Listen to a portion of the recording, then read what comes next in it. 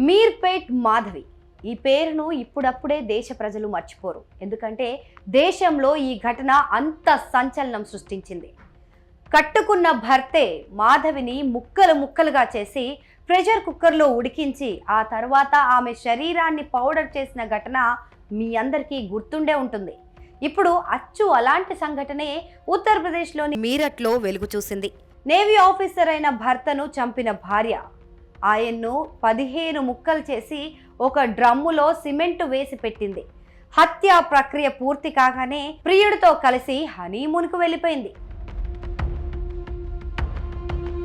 ఇక స్టోరీలోకి వెళ్తే మీరట్కు చెందిన సౌరభ్ రాజ్పూత్ ఓ మర్చెంట్ నేవీ ఆఫీసర్. 2016లో అతను ముస్కాన్ రస్తోగిని లవ్ మ్యారేజ్ చేసుకున్నాడు.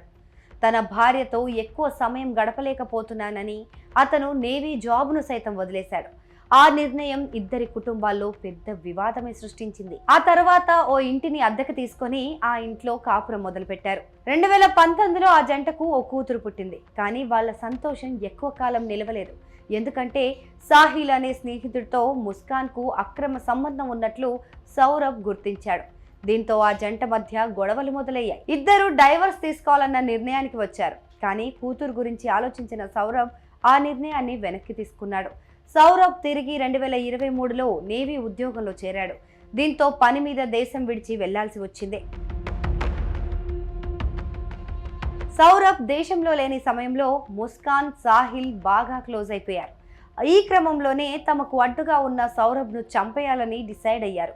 ఈ ఏడాది ఫిబ్రవరి 28న సౌరభ్ కూతురు 6వ పుట్టినరోజు. దానికోసం అతను 24వ తేదీనే ఇంటికి వచ్చాడు.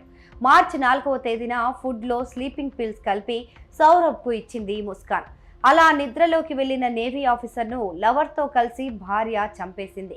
వీరిద్దరూ ఓ కత్తితో శరీరాన్ని 15 ముక్కలుగా కోసేశారు. ఆ ముక్కలను ఓ డ్రమ్ములో వేసి దాన్ని సిమెంట్తో కప్పేశారు. అలా చేస్తే ఎవరికీ తెలియదని అనుకున్నారో ఏమో. సౌరభ్ గురించి ఇంటి పక్క వాళ్ళు ముస్కాన్ను అడిగారు. ఆ సమయంలో అతను హిల్ స్టేషన్కు వెళ్ళినట్లు చెప్పింది ఆమె. ఎవరికి అనుమానం రావద్దన్న ఉద్దేశంతో సాహిల్తో కలిసి సౌరభ్ ఫోన్తో మనాలి వెళ్ళింది ముస్కాన్. సోషల్ మీడియాలో సౌరభ్ ఫోన్తో ఫోటోలు అప్లోడ్ చేసింది. కానీ ఫోన్ కాల్స్కు మాత్రం సౌరభ్ రియాక్ట్ కాకపోవడంతో అతని బంధువులకు అనుమానం వచ్చింది. ఎన్ని రోజులైనా అతను మాట్లాడకపోవడం, భార్య ప్రవర్తనలో తేడా రావడం చూసి పోలీసులకు ఫిర్యాదు చేశారు. ఫిర్యాదు ఆధారంగా ముస్కాన్పై పోలీసులు నిఘా పెట్టారు. సాహిల్, ముస్కాన్ను పోలీసులు కస్టడీలోకి తీసుకొని తమదైన శైలిలో విచారించారు. ఇంకేముంది, చేసిన వెధవ పని మొత్తం కక్కేశారు. ఆ శరీరం ఎక్కడుందో చెప్పేశారు. పైగా ఆ మృతదేహం అప్పటికే దుర్వాసన రావడం ప్రారంభించింది. దీంతో చుట్టుపక్కల ప్రాంతాల వారు ఈ వాసన ఎక్కడి నుంచి వస్తుందో తెలియక అయోమయానికి గురయ్యారు. అయితే పోలీసులకు డ్రమ్ము దొరికినా దాన్ని బ్రేక్ చేయడం వీలు కాలేదు. ఎందుకంటే అందులో సిమెంట్ వేయడంతో అది బాగా గట్టిపడింది. అందుకే దాన్ని ఓ సుత్తితో పగలగొట్టే ప్రయత్నం చేశారు. పగిలిన డ్రమ్ములోని భాగాలను పరిశీలించడానికి మార్చురీకి తీసుకెళ్లారు. అక్కడ ఒక డ్రిల్ మిషన్ పెట్టి సౌరభ్ శరీరాన్ని వెలికితీశారు.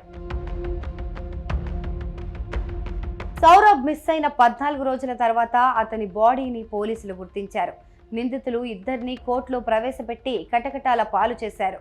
మొత్తంగా మీర్పేట మాధవి కేసుకు ఏమాత్రం తగ్గకుండా ఉన్న ఈ కేసు ఇప్పుడు ఉత్తరప్రదేశ్లో సంచలనం సృష్టిస్తోంది.